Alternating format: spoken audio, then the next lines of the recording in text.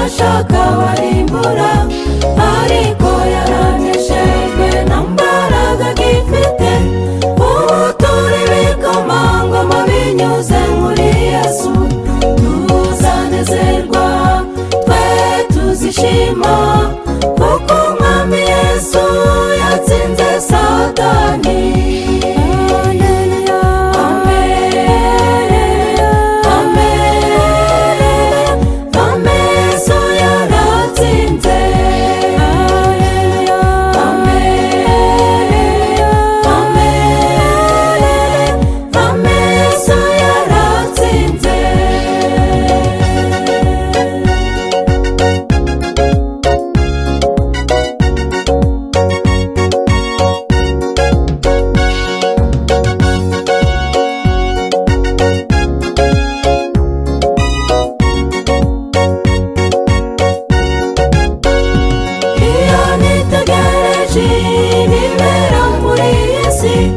Ibyo binyereka kwigeze ku iherezo, mugenzi wa gihangane tugiye kugerayo.